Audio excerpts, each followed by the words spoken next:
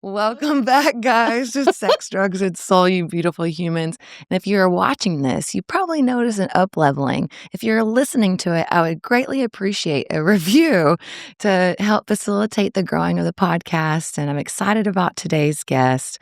She's my first one dialing in, and she had such an emphasis on creativity and the transformative power of creativity. I was like, okay, we got to make this work. Whatever time zones that we've got to figure out and finagle.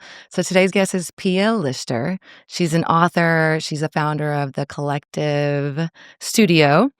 She's a certified coach and creative partner. So I'm excited to dive in all things creativity and transformation. I know you like some of the language that you had like spoke to rebels and misfits. I was like, is that written for me? Like I totally am a rebel at heart. So thanks for coming on.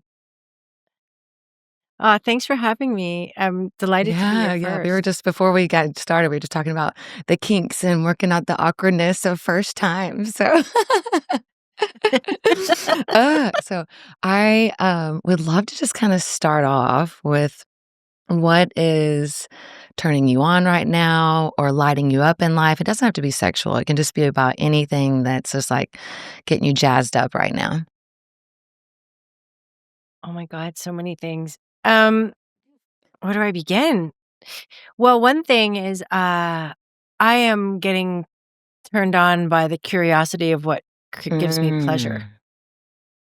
Mm. Um, Pleasure, I feel often also for a woman, like if you say, "Oh, like feels so pleasurable," it's like, oh, we're talking about sex, and yeah, that's pleasurable too. But it could be so many different Mhm. things that feel Mhm. pleasurable, and so I've kind of been turned on by figuring out what pleases me, Mm. what feels pleasurable Mhm. to me, and when it comes to creativity or what I'm creating, when I get that tingly sense that, like, lit up from the inside, that all sparks flying, it's really Mm. pleasurable, and what that looks like currently is in my book, Welcome to the Creative Club, it's Make Your Life Your Biggest Art Project. My editor said, "If you're inviting people to make life their biggest art project, why don't you make this book your biggest art Mm. project?"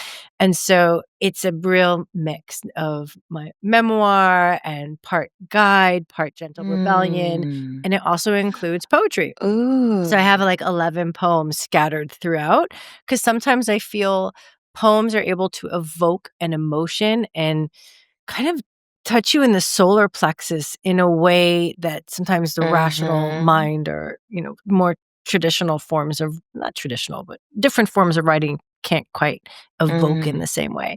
So that's why they felt important. So the book brought a lot of people into my life. The book was transformative in a lot of different ways, but it brought my co-creator, wonderful musician, all around creative who doesn't actually like labels, but I'm labeling him.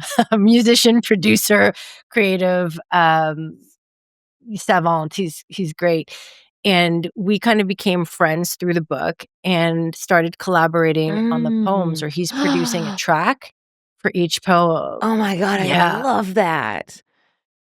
I know, it's just like a spoken word album. What's really cool is, like, the poems are taking on a life beyond me, like, it's no longer mine, it's become something new because there's, like, someone else's really creative interpretation of what that feels like Mm. rhythmically, and then being able to have the overlay of my words, and it's been such a pleasurable delight to be able to, like, do this project, whether it's not gonna hit the top of the charts, and it doesn't matter. It's bringing me a lot of Mm. joy. I mean, hopefully it brings someone else a little joy too, and they can be, Lovely. like, grooving and hearing something. So that's what's turning me on Ah, right that, now. like, brought tears to my eyes, gave my body chills because, I love poetry, and so but that's always been something more that I keep a little bit closer to my heart or chest until recently when I did my Mm. first open mic. So I love and shared a poem, and it was, like, very alchemical because it was about, or like a tribute to a friend of mine that was, murdered in February.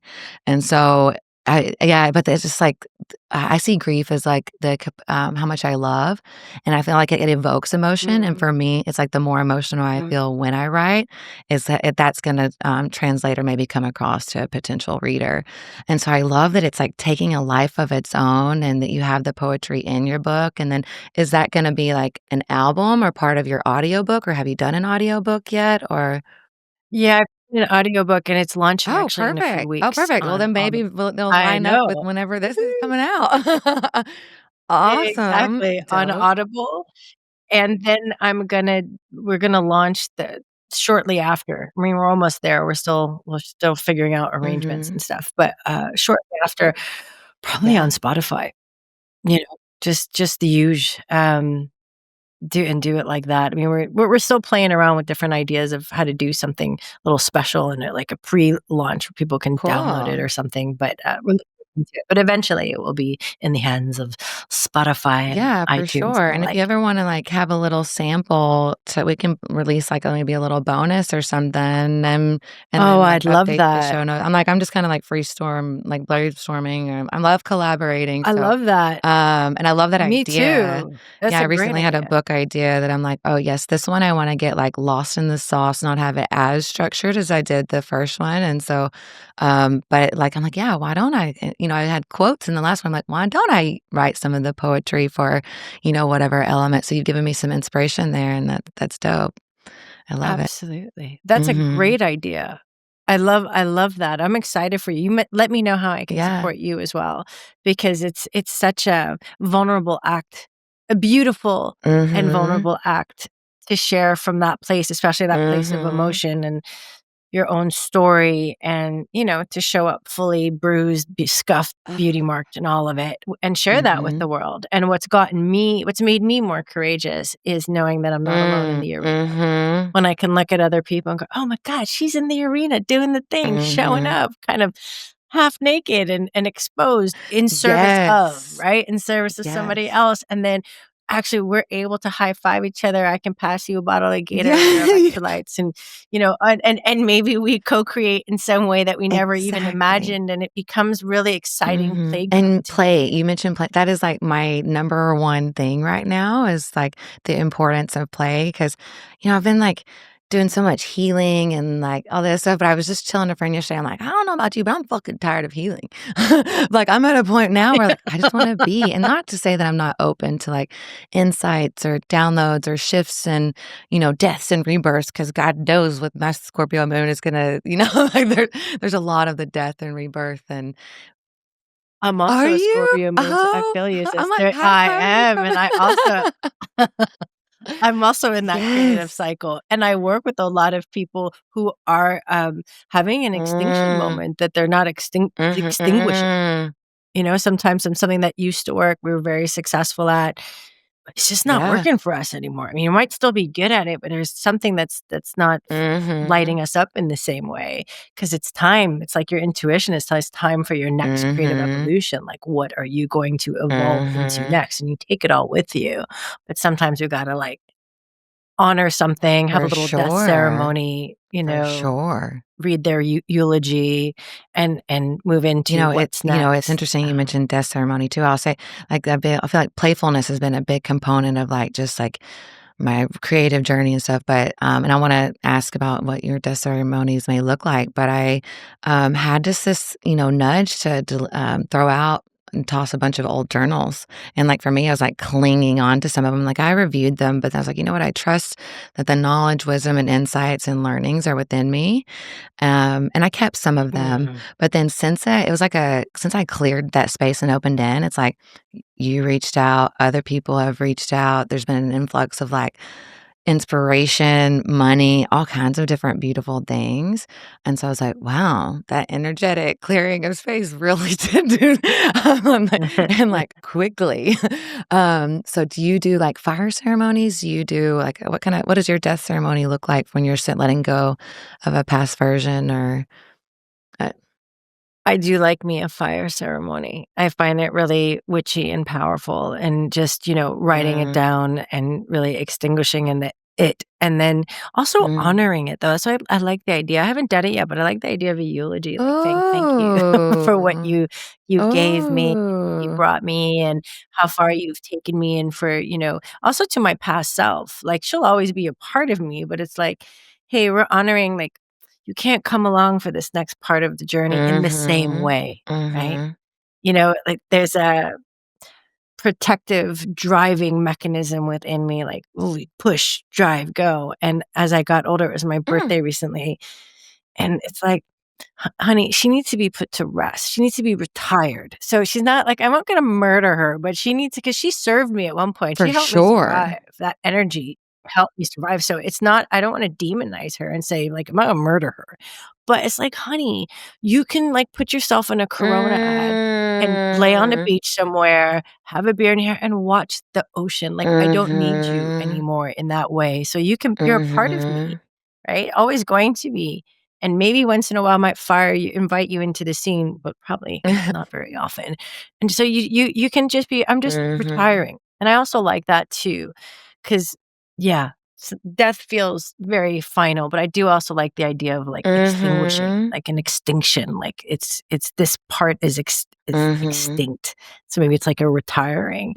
And I had that conversation recently, and I felt like my intuition for the first time in a long time was much louder than she was. Wow. Mm. Yeah, it's because I went to Bali for my birthday, and I gave myself 3 weeks. Oh. It was a bucket list. It was a big birthday, and I'm like, "What is the gift? What would Yes, please me? What would yes. great pleasure?" It's like, after writing a book, and it's like, I need a Mhm. break. I need, like, a proper Mhm. break, and I'm gonna spend 3 weeks in Bali, 1 week alone, and my husband joined for the Mm. last 2 weeks. I love this 1 week alone, like, week traveling alone thing. I think it's gonna be an annual gift to my Mhm. pleasure gift to myself. It's really important. So when I was in that space, that old voice came up like, "What? You're not gonna do anything?" Like, there's there are actually a few things that you might wanna consider, like, maybe you should do, and, like, what happens if you don't do that thing? That Mhm. voice, you know? And then my intuition went, "Mm-mm, so we're not gonna do anything. Mm. Nothing. We're not even gonna Mm. meditate. We're not even gonna do morning pages. Mhm. We're not even gonna write a newsletter. We're just gonna not do Mhm. anything, just to remove the feeling of having Mm. to." Not because I don't enjoy Mhm. those things, I do, they're very grounding practices for me, but I needed to be in a space where I didn't have to do Mhm. anything. And man, it wasn't this picturesque pleasure fest at first, because there was, like, some tension within of, like, "What do Mhm. you mean?" But then that other voice, my intuition, it just got louder, and she just wasn't having it. She's like, "Yeah, it's okay. It's fine. It's gonna be fine. You'll be Mhm. fine. It's gonna be we're not gonna do it, actually." And it felt very loud in a great way, because I didn't act on that voice. So it felt like a strengthening, and it's something I wanna carry with Mhm. me. I have to learn, Mhm. like, how do I carry that energy with me of feeling like I don't have to, I can still feel ease when I'm in the middle of doing a lot of Mhm. things. I think that's a Oh, practice, totally. because then my brain is tempted to go, like, "I gotta figure it out." Maybe I don't figure it Mhm. out, because it's not here to be figured out. Maybe I just Mhm. practice catching myself. No, I don't have to answer that right away. No, I can take a break. No, I can do the thing. No, I can, Yes. Oh, for you sure. know?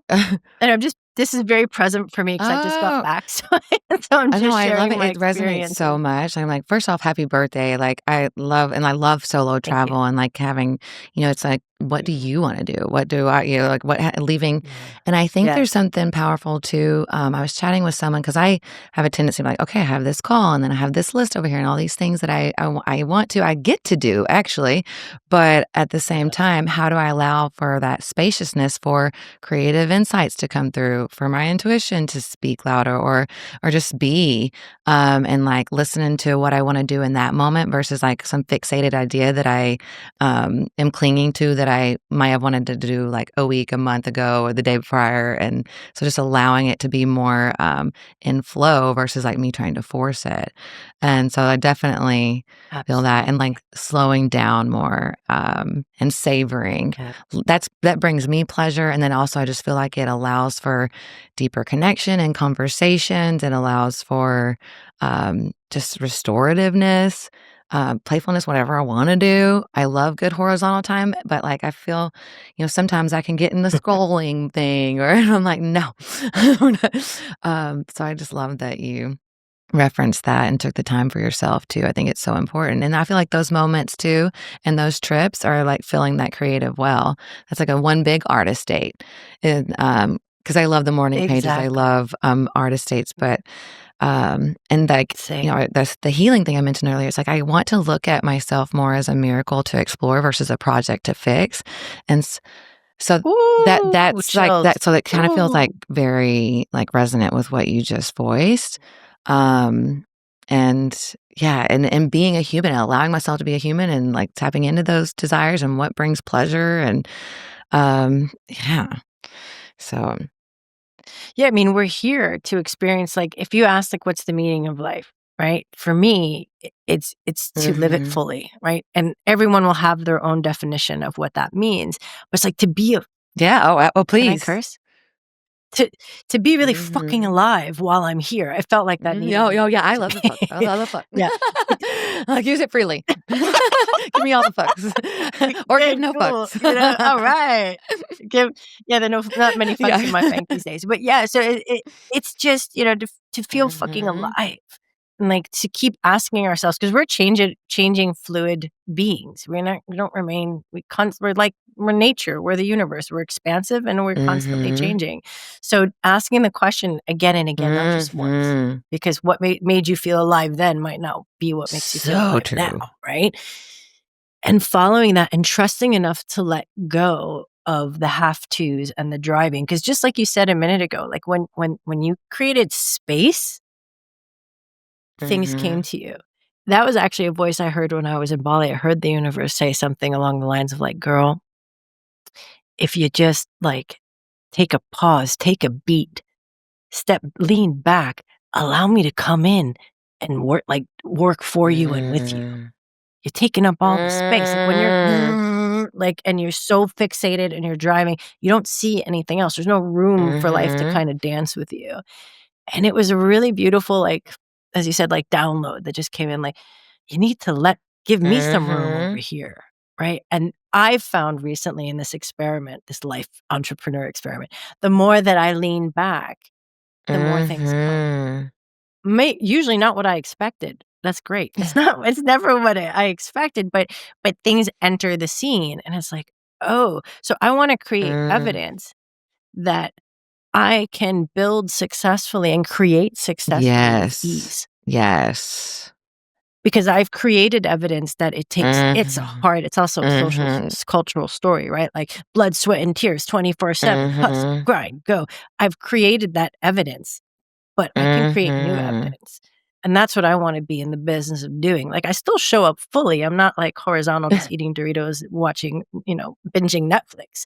But, I'm showing up, but I'm letting go, and I'm learning when to lean Mhm. back a bit and how to create more space. And as I said, it's a practice. Oh, I'm far oh, I'm still same, same, like, same, sister. practicing. Yeah, to me, it's like it's Yeah. being that drive and that go, go, go is such like a masculine energy, and for me, my masculine energy definitely served as a protector for my feminine energy for so long, and so, yeah, I think that it's like that leaning back and the ability to allow ourselves to receive and be open and, to pour and be, like, present and aware and have the spaciousness to recognize when the universe is or spirit or source, whatever we wanna call it, is giving those opportunities and magic and miracles, but if we don't take a step back and are paying attention, then we miss what's right in front of us, and yeah, I love the surprise and delight element too. It's like it never really comes in, as as I think it was, and I don't wanna do, like, that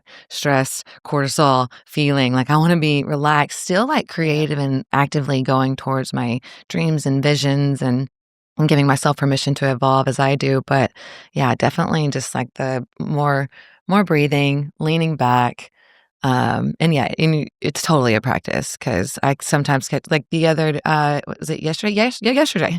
I woke up, I was starting to feel like a little overwhelmed with the certain things to do, and I'm like, okay, I need to go to yoga because usually I'm like some of that stuff's the first things to go if I'm feeling like I need to hit the ground running. I'm like, no. Need to take care of Yep. myself. And then and go. And then I read this book, what is it? I think The Big Leap, and, which I love, Yeah. and he talks about, like, expanding time in a way, and I don't know if it's, like, by Mhm. being slower versus, like, that rushed, sense of energy. So even, like, driving here to come, like, record the podcast with you, I was like, "Nope, don't just like, we're gonna take the time to close this, and we're gonna walk. We're not gonna, like, damn near hustle to the car, like, Yeah. we're just gonna go." And then interestingly enough, it's like traffic dies down. I get here earlier. It's just like there's more ease. I'm like, "Mm." So, it's interesting. I so relate to you. I mean, I'm a recovering speed queen. I grew up in New York City, Oh, wow. okay? So, I have that stitched inside me. Like, I used to rush I oh, very often. It just became like a natural and I remember when I first started my business, I caught myself rushing to go to the kitchen to make myself a cup of coffee. My own kitchen. And I was like, "Girl, what are you doing? This is ridiculous. You gotta slow it Mhm. down. Like, take it exactly what you described." Because when it's slower, we can see Mhm. more, we can connect more, and things have a way of you know, things have a way of working out without me having to Mm. work it out. But I can't find that out if I'm always the one working it Mhm. out, And I think for me, it's also about learning how to feel safe in Mm. stillness because I learned how to feel safe in Oh, for movement. sure. Like, movement or, like, the chaotic environment. I don't know about you, but my childhood was, I mean, there were some big T's and little T traumas. And so, like, I didn't Yeah. realize until a certain point that that's what I felt comfortable in, whether it was relationships or environment. Like, and so to actually take the time to slow down and whether I need some like physical touch to myself or like someone else or like just breathing. Yeah. Same. I also came from a very like a chaotic Mhm. childhood. I've moved my whole life and I actually found myself later on repeating patterns because they were Mm. known, so they felt safe, so I was the one who was starting to create the Mhm. chaos Mhm. Oh. Oh, I get until I I got get that. 'Cause it's familiar and, like yeah, It's and familiar, known. but it was Yeah, very yeah, yeah. unconscious, right? Like, it was because I Mhm. was younger too, so I was in my 20s or whatever, and it's like, "What? Everything it feels like I'm in some, like, soap opera drama." There's always, like, chaos around me. It's very Mhm. entertaining at least, like, you feel alive in a Mhm. different way, but then it becomes, like, watching Mhm. reruns. And it's no Mhm. longer fun because it's like, "Hey, wait a minute, this is just a different background, I'm doing this the Oh, same thing. yeah. Oh, okay, it must not be everybody else, it's probably somebody different." Oh And, my god. when I got when I got divorced, I was very tempted to move to Paris because that's what I lived in Copenhagen at the time, and I still live in Copenhagen, and that's what I was tempted to do because it's what I did. Like, that's what I learned also from my mom, moved around, "Let's do over, like, Mm. what's next?" And I went to my luckily, at the same time, before I went to Paris, I found a wonderful therapist. And I walked into her office and she was like, I told her about Paris, this was not our first session, but a couple down the line. She said, "Yeah, you could move to Paris and you could keep moving every 2, 3 years for the Mm. rest of your life. And I'm not judging you, right? It's not a judgment. It's just, it's a choice. Or you could choose to learn how to Mm. stay and develop a deeper relationship with a place, with yourself, Mm. with other Oh, people." ugh, And it brings tears to right? my Mm, eyes. I know. And what that conversation showed me more than anything, it showed me that I had a choice. Mhm. When we're running on autopilot or when I was running on autopilot, I forgot that I had the Mhm. choice is just what I Mhm. did. And in that moment, I became aware that, "Oh, I get to choose." And actually learning to stay, that's the big new Mm, adventure. mhm, Thank you for sharing that, like, so much I see, like, emotions a lot of time as truth as resonance in my body, and I Mm, just resonate because I remember a story of, like, I was, like, leaving, like, the healthiest relationship I'd ever been in, and partially for, like, I was staying true to myself, but then partially, like, I was running, I had my Nikes on, and I was listening to a book Yeah. on attachment styles as I'm driving from Arizona to back to Texas, and I'm like, "Is this what I'm doing right now?" And then went on a big therapy journey, but yeah, I was like, "Oh, I get to choose to wear my slippers instead of my Nikes." And, Mm. you know, That's and I'm like beautiful. versus, like, the gotta go. And then you also mentioned, like, going through a divorce and, like, those moments, and I know you had, referenced this, like, in a brief email exchange about, like, those moments of chaos or those moments of, like, Mm. deep pain or that can serve as the creative catalyst. Was that a big, catalyst for you or, like, that's prompted a lot of creativity or, um, if you wanna reference in that in any way or Sure. Well, also in my book, it felt if I'm inviting people to access and apply their innate creativity to the design of their lives, their experience, because I think that is the most creative act, is designing our one experience of this life. And we're constantly Mhm, creating, constantly, every moment. We're just not consciously mhm, creating. So that's hence back to that conversation with my mhm, therapist, right? I was creating, I just wasn't conscious about it. I was creating that mm, experience for mhm, myself. So for me to really invite people into their creativity, I felt that I wanted to share stories of how I lost and found my creative mm, power and what that meant. And I lost my creative power when I became disconnected from myself, right? When I started drinking more, or when I started, showing up, like with my ex-husband was a wonderful human, but there are patterns, like losing myself in another person, losing myself in a situation, um, kind of disconnecting from myself. So I still did creative work. I worked as a creative director and copywriter for well over like 15 years. And so in my working life, right? But that was one mhm, version of creativity. And the creativity I'm talking about, like big C mhm, creativity, where it's not only working as a creative director, but inviting myself and discovering that I'm actually creatively directing mhm, my life. I'm writing the script, I'm choosing the set design, costume design, mhm, the score, the scripts that I'm mhm, following and believing and that are guiding my behavior and shaping my experience. Like, holy shit, I'm like, I'm a creative director of mhm, all of it. And it can feel overwhelming and incredibly mhm, empowering. But I didn't have that epiphany. See, it's funny. I remember this quote and I can never remember who it's from. So maybe we could put it in the show notes. But it's like, everybody wants transformation, but nobody wants to yeah, change. I just read that recently. I'm like, I'll Right. find it, yeah. Yeah, but I can't yeah. So, for me, the we see a lot of stories. I'm coming back to your point. We see a lot of stories about transformation, and sometimes I think it looks like, "I went from rags to riches in 48 hours," and it's just, at least from my experience, and my personal experience from working also as a coach, from working in, just full stop, it's more of a slow cooked Mhm, meal. mhm, It's like subtle shifts. Subtle shifts, mhm, subtle shifts, subtle shifts that then lead to a big transformation. So my divorce was a part of one of those, very important, didn't feel so fucking mhm. subtle at the time, but like it felt like a it felt like a shift of like, okay, I threw an infidelity bomb at my marriage, to like leave in the smoke because I wasn't conscious enough at the time to be able to, I think, have a certain degree of honesty with myself and Mhm, with him. Like, I felt trapped. I didn't know if I wanted kids. I know he really wanted a family.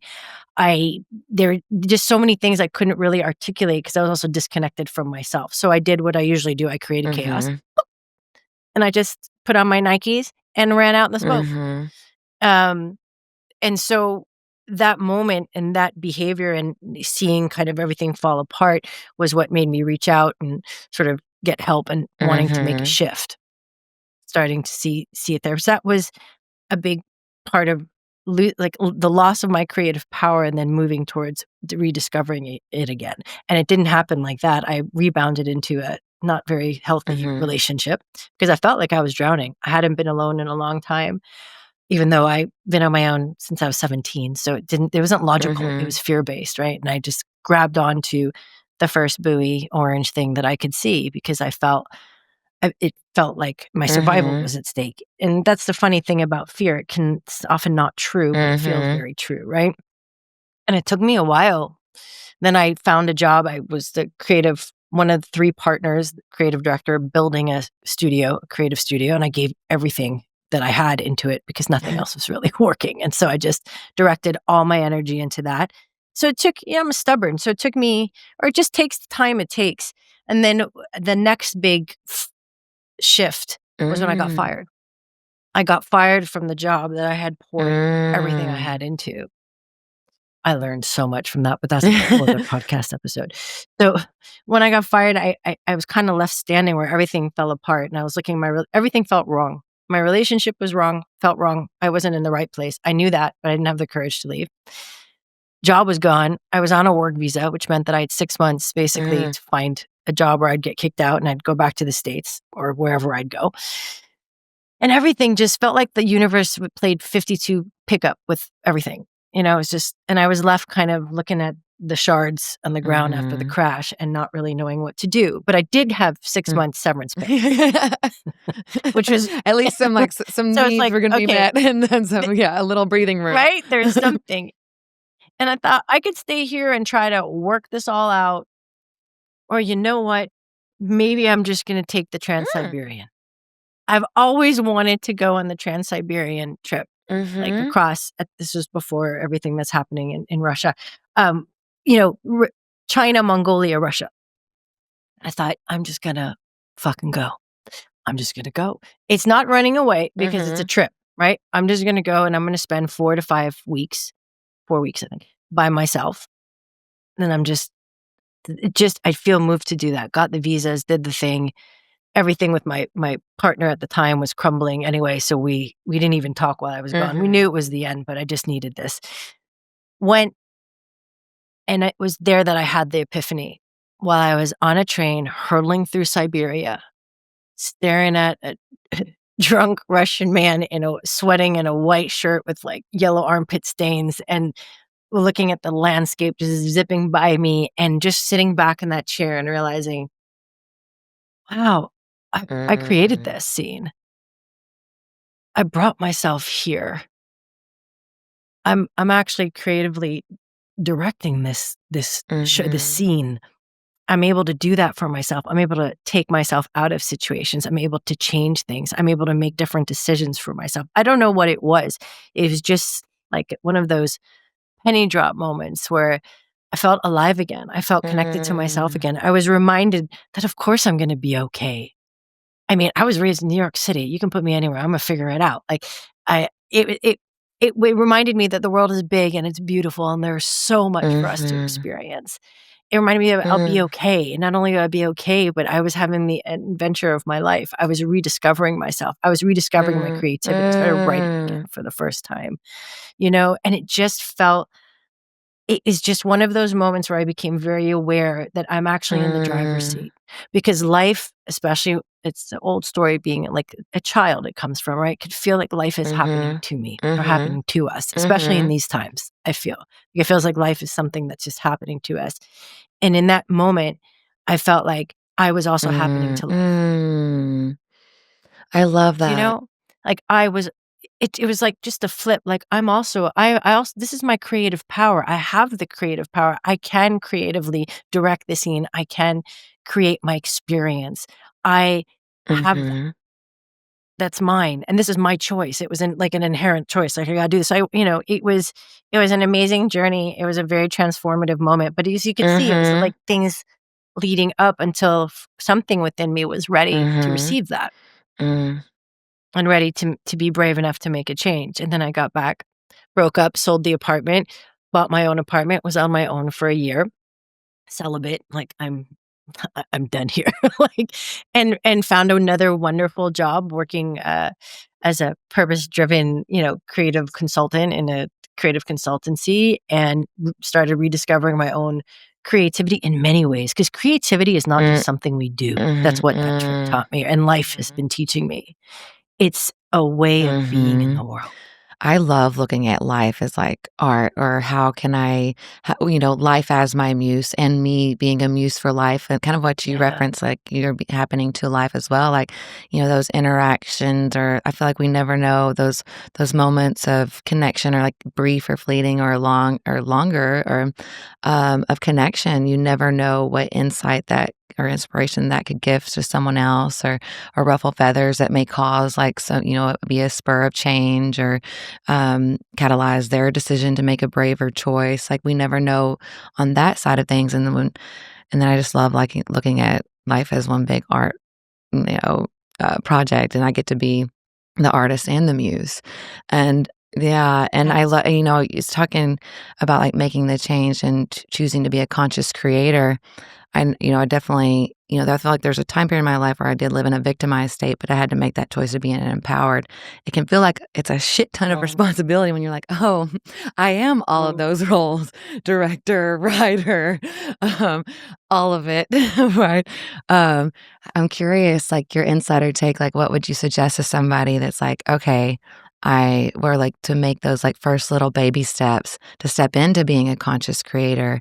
Um, because I know it can feel a little overwhelming whenever it's like, "Oh, I've actually been causing this whole, you know, reality," or, and choose to see it as happening for me and not to me, that sort of Yeah. thing.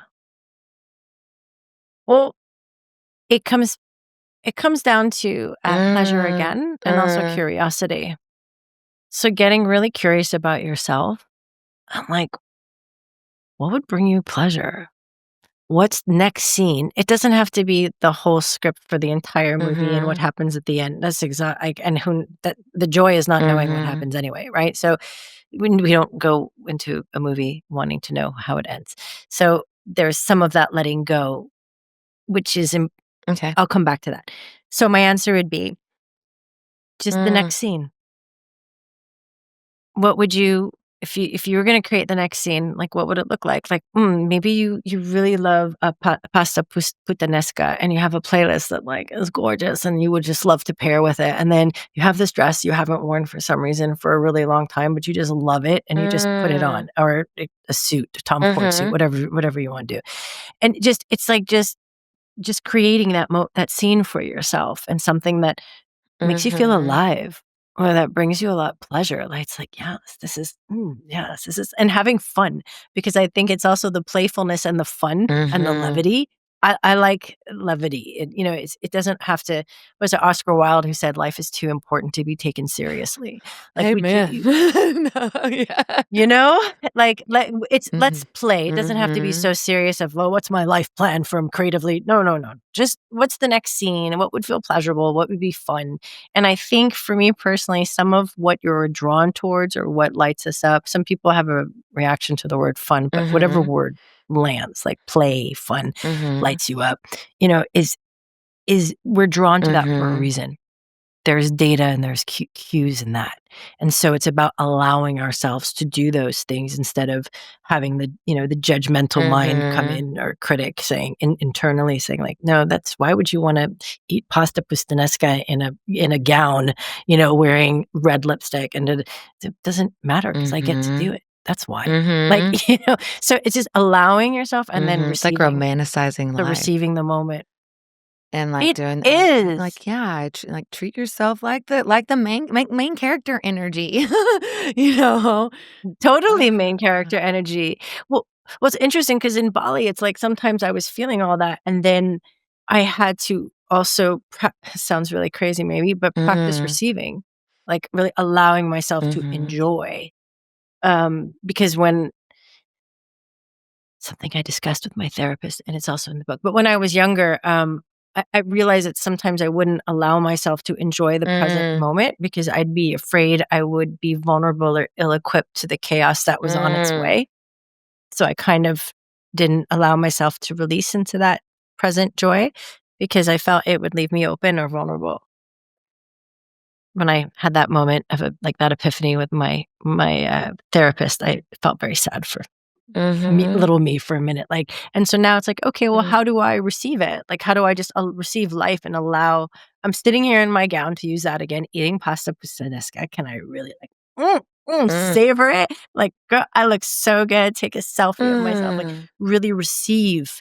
And I think a lot of people talk about manifestation, but what I don't hear a lot of people talking about is, how's your ability to Mhm. receive Mhm. that? Because if you manifest it, but we're not able to actually take Mhm. that in, we might not and be able to experience it, or might not Or even be recognize fleeting it, or, like, right? you'll get a taste or, like, then, or you Yeah, to hold exactly, it. and then be like, "Oh, well, that's not Mhm. working for me." Yeah, hold it. So being able to hold it and to Mhm. receive it, and I think that's, a really important, at least for me, it's an important practice, like, to really, "Okay, I'm here. Let me I got a chocolate cake." I normally don't eat desserts that much. When I landed in Bali, because it was my birthday, I told all the Yeah. hotels it was my birthday, so I just, like, maybe free Yes. upgrade, which I did get, so I was like, "Yay, free upgrade," and then I had this wonderful, like, after 20 hours of flying or whatnot, I had this small dark chocolate cake on the coffee Mm. table, happy birthday, and it was in the middle of the night, and I just, like, took a spoonful, and it was so freaking Mm. good. It was crazy, and I just allowed myself to really taste and receive and also eat, like, Mm. messy, like, I'm sure there's Oh. chocolate all over my just, like, lick the spoon, like, really, you know, "Mm, this is so." I had to cut the cake in half not to eat the whole thing because it Mm. was getting that serious, but I just so the pleasure of the taste and just sitting in a robe by myself in Ubud, having the pleasure of the Mm. moment. And I felt like that was, like, the first little act of rebellion, is eating half a cake and saying, Mhm. "Yes, I fucking Mhm. can, and I am going to receive it." And I think that's a beautiful practice, to remember to receive the moments we're in, the things that are given to us, rather than just, "Okay, what's next?" Or, "Okay, I did Mm. that, great, that came to me." And I don't it's not a judgment thing. I think, often in our culture, it's like Western culture, at least, it's like, "What's Mhm. next?" Okay? So when then you get the thing, but what you're really after is a feeling, not the Mhm. thing. And then it's like, "Okay, well, what's the next thing? Because that didn't really satisfy me, because it's not about the thing, actually." And so learning to be here now and to receive now without having to grasp or reach or yearn Mm. for the next Mm. thing Mm. That I mean, ugh. is, Yeah, you yes, know? because you're like so your stories have, like, spurred so many different, like, little threads, and, like, I feel like the scene that you painted, like, being in the dress and, like or the eating of the cake, like, it's like following those threads and moments, and what came up for me is, like, those the permission to be messy and, like, ravenous in certain moments or, like and, like, really savoring the pleasure of that, and you had mentioned, like, always thinking ahead or, like, being, the next thing, and I just had a friend tell me, she's like, "Kristen, you've done, like, this and this and this and this." And I was like, "You know what? I should probably celebrate those things a little bit more." Um, Yeah, and I also was like, some of yeah. that, came from a place of not feeling good enough, like I had to earn or, get some kind of level of validation or success to be loved or accepted and that sort of thing Mhm. too. And I had an image of little me come up as you're speaking, and I'm so grateful that I grew up with like barely any TV. I was like a voracious reader, lived in my imagination, and I think that like spurred a love of storytelling at a very young age.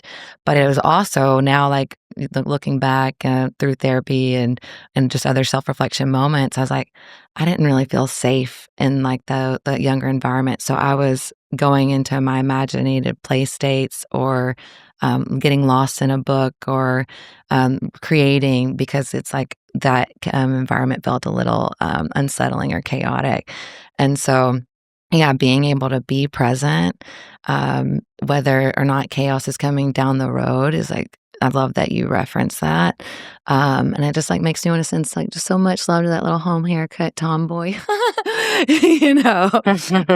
And it kinda reminds me of what you said too about your past self, about the dying. I kind of had this visualization not too long ago in a meditation, and I was, like, holding hands with my past self and my future self. I was like, "We're going into this together." Mhm. Like, "Thank you, and thank you," and, and being open to receiving the message and insights from my future self, because I feel like sometimes those creative desires I know for me, like, the desire to write a book, or a longing, definitely felt like a whisper from my future self. Like, this is like a pivotal Mm. journey that you're gonna go on, and it's like an I procrastinated for a long time, but until I actually, like, did this until the pain of not doing the thing finally outweighed the work that it was gonna take to do it, or, Yeah. the creative journey, and, it was just so powerful, but I love, like, that imagery, and you had mentioned just, like, the about something about letting go, and being able to be present, despite the chaos that's coming. I just wanted to reference, like, what came up for me in your share.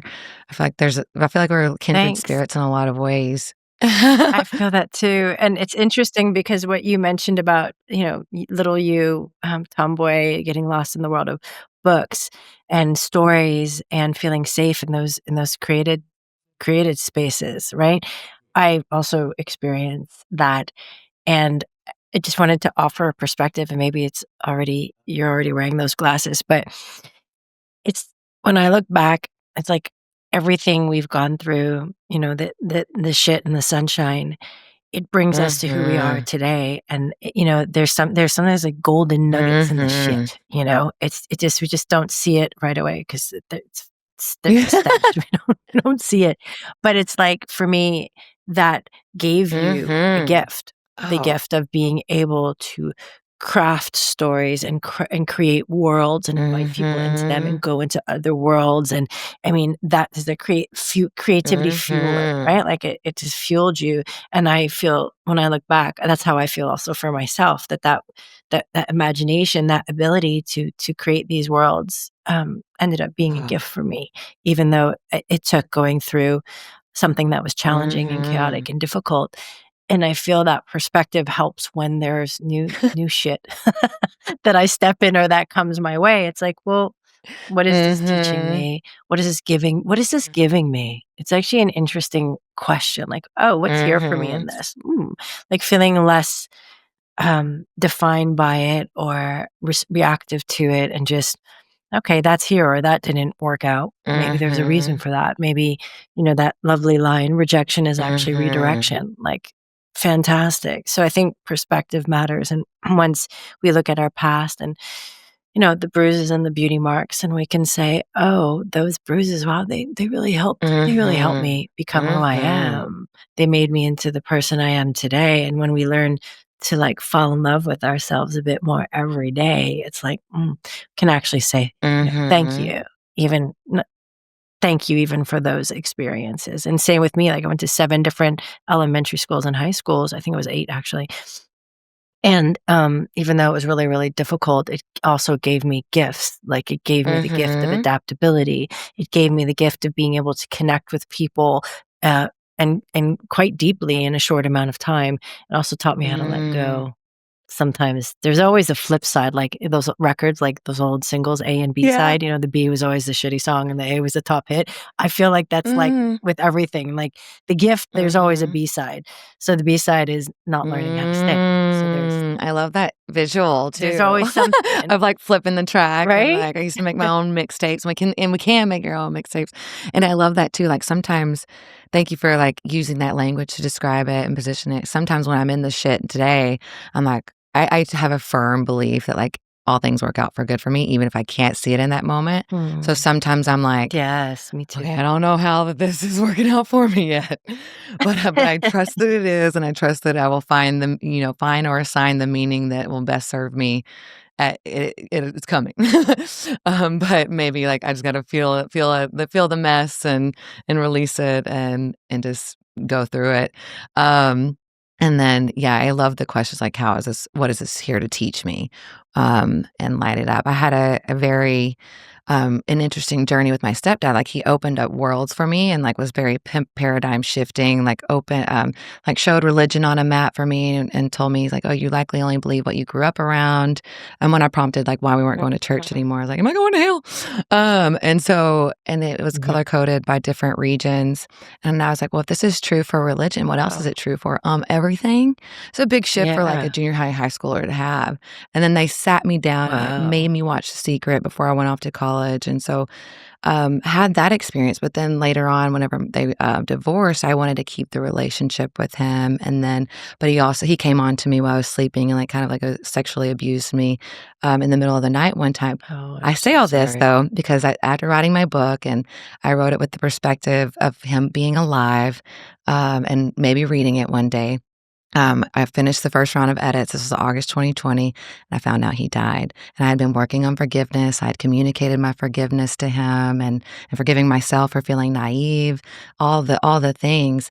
But I was also reading a book called Many Lives, Many Masters in that moment.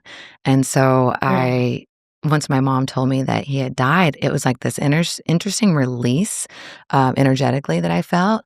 And I was like, oh my God. I was like, he shaped my life in different ways, like in the beautiful and in like the more, traumatic, and like both of those. So that through mhm. the expression of me through my book, it would have the highest healing of all. And I truly believe, like, we made an agreement before we came into this lifetime for him to impact my life in these, positive and negative ways, so that if I choose to see it through that lens of all of it working for me, then I can alchemize it. It can be a gift to myself, gift to the world, and like become, can be a part of my conscious creator journey. And so it was just like a very like, whoa. And so then I wrote back, had to go back and then, heal and, feel all the feels and, like anger for like him not being able to read the words, or like that attachment that I felt to that. Mhm. So it's just a very like interesting journey that I think like references a lot of the moments and key points that you've touched on and spoken about too. Yeah. I just got the chills when you spoke Mhm. about alchemizing. That's kind of how my body you said Mm, your body's like the mhm, motions for you, and for me, it's like and I it was in my head, like, full chills because being courageous enough to share that story, and alchemize the pain into, something that can help other mhm, people to turn that into art is so mhm, powerful and such a beautiful gift because it models it for other people and also your mhm, perspective through your work, but through that perspective. Like, I'm not a victim that happened to mhm, me, and it's fucking shit, but I'm taking it and I'm gonna use it as fertilizer mhm, for these pink yes, and peonies. like, what flowers do I You want know to what I grow? mean? So what seeds am I planting with Exactly. that fertilizer? I can't just, like, cuss at Exactly. the And weeds and, roses if I want sunflowers. Right? true. So Yeah, or then you'll just be sitting, with the seeds in your mm, pocket looking at a bag of dirt thinking all there is dirt in your mm, life. When all you gotta do is just take the mhm. seeds and, put them into the ground and then Yeah, use yeah, that yeah. shit. U use that shit. And I'm not saying it's easy, Mm-mm. it's not. It's not, but I think when you're on your path and you're doing what feels liberating for your liberation and for other people's, it's deeply Mhm. fulfilling. I think I started out with that writing journey thinking I was writing it mainly for other people. I was like, or like people like lost in the sauce, or like anyone in that lost pain or chaos moment. And then like through the process of, I was like, holy shit, like typing, crying. I'm sure you've had like similar experiences through the journey of writing, especially, like, personal stories and like crafting like different insights and wisdoms. Like light bulb moment. Oh, dots connecting. Da, da, da, huh, huh, cry. And then I'm like, whoa, like came out the other side. I was like, wow, I don't even know like what I just experienced, but because it was so felt, I didn't realize exactly how pivotal it would be for like my healing journey, for my human journey, for all of the things, right? Um, Isn't that crazy? This is I had the similar experience. Creativity is transformative on so many levels, and owning your mm, story and rewriting it because you lived it, but now you're mm, rewriting it through the eyes of the woman you are mhm, today. Huh? When I wrote one chapter that was just memoir alone, and it was about my divorce. My editor said, "You can't mention your divorce and not talk about it." You just can't. Do I really have to? And of course, in service of the book and the reader. And I didn't realize how transformative the whole act of rewriting and mhm, looking at my life and key points through the eyes of the woman I am today. Except for that chapter, my editor pointed out, the way you're writing about yourself in that moment and what happened doesn't sound like the woman I know today or Mm. the woman that is writing the rest of the book. It sounds like you're stuck in an old perspective of Mm. yourself. A lot of guilt and shame about what I Mm. did. And she said to me, yes, the infidelity, okay? Maybe there was a part of you that knew you had to go, you had to get out of the situation, and you just didn't know how. So you did what you could, but you still listened Mm. to yourself. Where's the compassion? Where's the consciousness? Make And I me cried. tears in I my was like, eyes. Makes me oh, wanna cry now. I know. It's like, what? How did I? Oh my God, I've been looking at myself so harshly. And I'm not saying that I'm scot free and I take responsibility, but it was bigger than Mhm. that. And I wasn't looking at myself through the eyes of a more evolved woman and compassionate Mhm. woman I am today, but it took me to write about it and for someone to be able to Mhm. see me Yes, I'm like, in it. 'Cause sometimes it's hard to see yeah. ourselves, right? Like, what am I still there? And then I got to rewrite it, Yeah, no, I think that and that was to just have her, like, nudge or be the witness and observer to you and, like, prompt those yeah, questions and insight or, like, recognize the difference in the various chapters or, give you the or opportunity to, like, go back and rewrite it. That's another thing too is, like, rewriting it and the repetition too, because with, like, combing through it when in the editing phase, I feel like it yeah, helps our subconscious reprogram, like, those stories that we used to definitely. tell ourselves and step into the ones that we are on the other side of the project. And then a friend of mine said something. He's like, "Sometimes I like to go back to old books I've visited or read or written or, works of art in general." He's like, but he was particularly talking about books and stories, like, because as I change, the words on the page change. Mm, And it's like, oh, that's interesting. Like, so as we change and evolve, the words that we've written may change and evolve or land differently. And we also have the absolutely. power to go back and rewrite all of that for this that serves us best. And why not? We have that ability. Exactly, and I think it's something that anyone and Yes, everyone yes, I do can too. do. You don't have to be a Yes. published author to do that, and the using personal narrative as, like, the healing transformation, for Mhm, whatever the words, is really mhm, powerful. Or mhm, reclamation. Let's use that mm, word instead, like a reclamation of my story, mhm. myself. I get to choose how I see my life. I get to choose how I see my circumstances. That's my Hell creative yeah. choice, and I get to write about it. I get to rescript it, and I remember reading I think it was in, Mm, Body Keeps the Score, where he mentioned the very healing practice of theater and being able to mm, recreate scenes that were traumatic in your life and, like, choose differently on stage, mhm, do you know?